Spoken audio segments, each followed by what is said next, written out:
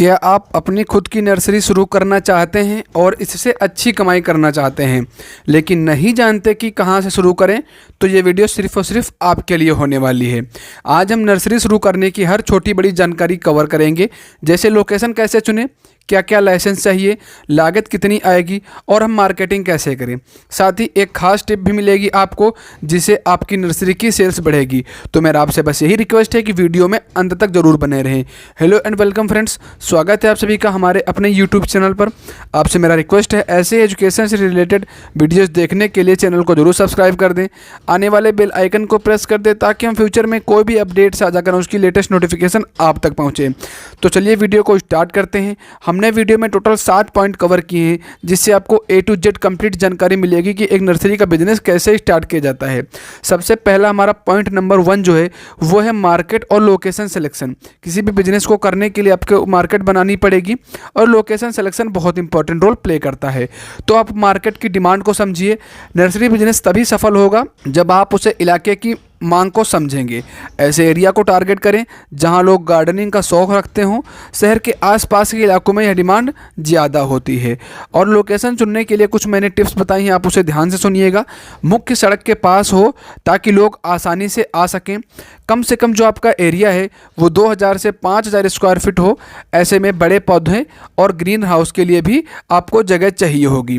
पानी और ट्रांसपोर्ट की सुविधा हो वहाँ पे, क्योंकि नर्सरी में सिंचाई और पौधों की शिफ्टिंग के लिए ये बहुत ज़रूरी है। मान लीजिए आप दिल्ली के बाहरी इलाके में अपनी नर्सरी खोल रहे हैं। यहाँ गार्डनिंग के शौकीन लोग ज़्यादा हैं और ज़मीन का किराया भी शहर की तुलना में सस्ता है। तो ऐसी जगह आपका बिजनेस काफ़ी तेज़ी से चल सकता है। अब हम बात कर लेते हैं नर्सरी के लिए कुछ ज़रूरी इंफ्रास्ट्रक्चर्स की, और उसके बाद बताएंगे कैसा कैसा इसमें इन्वेस्टमेंट रहने वाला है। सबसे पहले आपको आवश्यक जो इंफ्रास्ट्रक्चर है उसमें ग्रीन हाउस या फिर पॉली हाउस या पौधों के लिए ग्रोथ के लिए काफ़ी ज़्यादा ज़रूरी है, इसे ज़रूर रखिएगा। पानी की टंकी और सिंचाई सिस्टम पर ध्यान देना होगा। इसमें ड्रिप इरिगेशन से पानी बचता है, इसीलिए आपको ड्रिप इरिगेशन सिस्टम अप्लाई करना होगा। मिट्टी, खाद और गमले, हर पौधे के लिए सही सामग्री उपलब्ध हो, तभी आपका कम इन्वेस्टमेंट आएगा और अच्छे से आप इस बिजनेस को कर सकेंगे। चलिए अब आपको बता देते हैं इसमें कौन कौन से इन्वेस्टमेंट आएगा, उसके बाद बताएंगे किन किन लाइसेंसों की इसमें ज़रूरत पड़ती है। सबसे पहले आपको भूमि का किराया जो है वो, यानी कि जो आप ज़मीन खरीदेंगे उसका किराया 1 लाख से 5 लाख तक का हो सकता है। कहीं कहीं ज़मीन 2-2.5 लाख रुपए में भी मिल जाएगी, या फिर कहीं कहीं 5 लाख में भी इसका हो पाएगा। तो हम मैक्सिमम मान के चलते हैं कि 5 लाख ही होगा, इससे अधिक नहीं होगा। अगर इससे अधिक आपको मिल रही है तो कहीं ना कहीं आपको नुकसान हो जाएगा। और ग्रीन हाउस सेटअप आप उसमें अपनी ज़मीन में ज़रूर कराइए। उसमें आपका जो इन्वेस्टमेंट जाएगा वो 50,000 से 1-1.5 लाख तक का रहने वाला है। और आपका जो बीज और खाद रहेगा वो 2000 से 1 लाख रुपए तक का हो सकता है। वो कितनी आप क्वांटिटी में वहाँ पे प्रोडक्ट्स रखेंगे उस पर डिपेंड करता है। इसके अलावा जो अन्य खर्चा है, जैसे बिजली और लेबर जो हमारी लगेगी उसकी सैलरी, ट्रांसपोर्ट आदि के लिए आपका जो खर्चा रहने वाला है वो 30,000 से 50,000 रुपये तक का रहेगा। इनफैक्ट ये हम बोल सकते हैं कि जो हमारा टोटल इन्वेस्टमेंट आएगा वो कहीं ना कहीं 50,000 रुपये तक का आ सकता है। अब हम बात करते हैं इस बिज़नेस को करने में आपका प्रॉफिट कैसे रहने वाला है। अगर आप मीडियम या फिर लार्ज, जैसा कि मैंने बताया कि लगभग 5 लाख से 10 लाख तक का इन्वेस्टमेंट आप खोलेंगे, उसमें प्रॉफिट मार्जिन कितना रहने वाला है। आपकी जो मंथली सेल है वो 1.5 लाख से 5 लाख रुपए तक की बहुत आसानी से हो जाएगी। और इस बिज़नेस में आपका जो प्रॉफिट रहता है वो 40 से 60% रहता है, यानी कि आप पर मंथ 1 लाख से 2 लाख रुपये बहुत ही आसानी से बचा सकते हो। यदि आप प्रीमियम पौधे जैसे बोनसाई, ऑर्किड और एडवांस गार्डनिंग सर्विसेज जोड़ते हैं तो प्रॉफिट तेज़ी से बढ़ेगा। इसके अलावा आप सीजनल सेल्स का भी फ़ायदा उठा सकते हैं थोक ग्राहकों से डील करके। और इसके अलावा आप ऑनलाइन ऑर्डर भी एक्सेप्ट करिए, वहाँ पे भी सामान पहुँचाइए। तो चलिए अब हम बात करते हैं कि अपना जो इसमें कौन कौन से ज़रूरी लाइसेंस लगेंगे उनके बारे में, क्योंकि लाइसेंस हर बिजनेस के लिए बहुत ही अवेलेबल और इम्पॉर्टेंट रोल प्ले करते हैं। सबसे पहले आपको ट्रेड लाइसेंस जो कि नगर पालिका से लेना पड़ेगा आपको, उसे आपको ज़रूर अपने पास रखना है।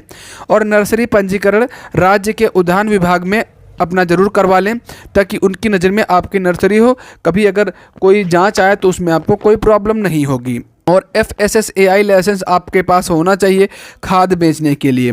इसके अलावा पर्यावरण विभाग का अप्रूवल बड़े स्तर पर काम करने के लिए आपके पास होने चाहिए।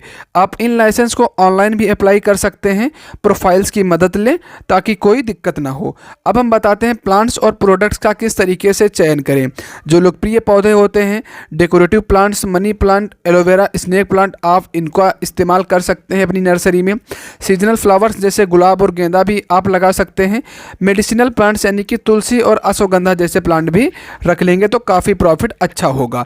अगर आपके इलाके में लोग सजावटी पौधों को पसंद करते हैं तो मनी प्लांट और बोनसाई जैसे पौधों का फोकस जरूर करें। और मार्केटिंग के लिए आप ई-कॉमर्स प्लेटफॉर्म अमेजॉन, फ्लिपकार्ट पौधे लिस्ट कर सकते हैं और स्थानीय इवेंट्स में स्टॉल लगाएं, वहाँ पे आपको अच्छा प्रॉफिट हो जाएगा। इसके अलावा सोशल मीडिया पर भी आप अपना प्रचार कर सकते हैं। अपने ग्राहकों को पौधों की देखभाल की जानकारी दें, पौधों को एक साथ गाइड बुक में फ्री दें ताकि आप इसे टिप्स और ट्रिक्स में दे सकें। आपकी नर्सरी को अलग बनाने के लिए थीम्ड नर्सरी खोलें, केवल एक प्यूरिफाइंग प्लांट्स या मेडिसिनल प्लांट्स बेचें। तो दोस्तों, उम्मीद करता हूँ ये थी नर्सरी शुरू करने की पूरी गाइड। आपको इस वीडियो से मदद मिलेगी। अगर कोई सवाल हो तो नीचे कमेंट्स के जरिए पूछ सकते हैं हमसे। और यदि हमारे चैनल पर आप पहली बार आए हैं तो चैनल को जरूर सब्सक्राइब कर दें, आने वाले बेल आइकन को प्रेस कर दें। हम मिलते हैं किसी नए टॉपिक पर, तब तक के लिए धन्यवाद। जय हिंद, वंदे मातरम।